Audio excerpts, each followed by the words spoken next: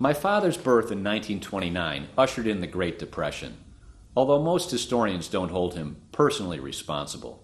I can tell you that he wasn't blamed at home, because I have my grandmother's scrapbook of the first 7 years of his life, back when he grew up at 51 Granger Place. Scrapbooking is a huge hobby now, but I doubt anybody today has a scrapbook quite like grandmother's. They certainly don't have dozens of Western Union telegrams in them. It's also bursting the binding with letters, report cards, and hundreds of greeting cards. The names on the cards don't sound like the ones you hear nowadays. Beatrice, Mame, Dot, Esther, Belle, Flora. Meet anyone named Flora recently? A warning to current scrapbookers: use acid-free paper.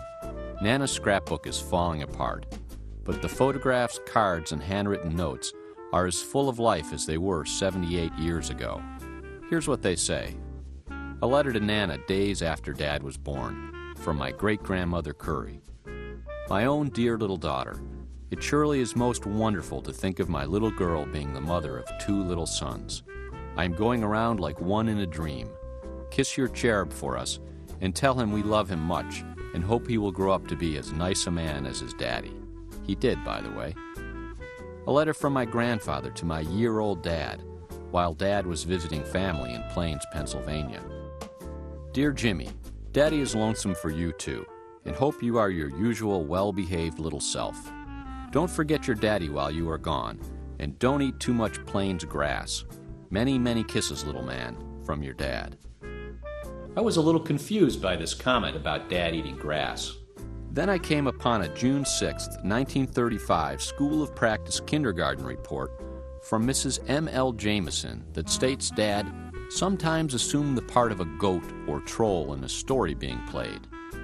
Fortunately, Dad grew out of this phase. I've never seen him eat grass, even on the golf course.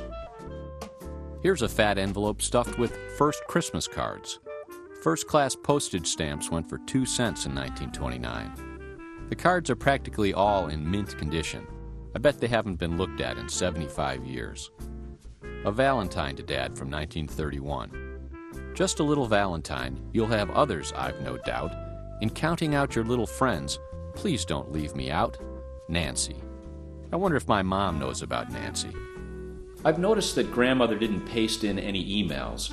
She was probably too busy blackberrying somebody. From the Buffalo Evening News, June 29th, the same month Dad was born. J. Paul Nolan of Pratt & Lambert, Inc. is the new president of the Buffalo Association of Purchasing Agents. Pretty good month all around for J. Paul. Here's a photo of Dad at 15 months at Crescent Beach in Canada. Grandfather's bathing suit has a shirt. No Speedos in 1929. Another photo. This one of the 1932 Granger Place parade celebrating Buffalo's centennial.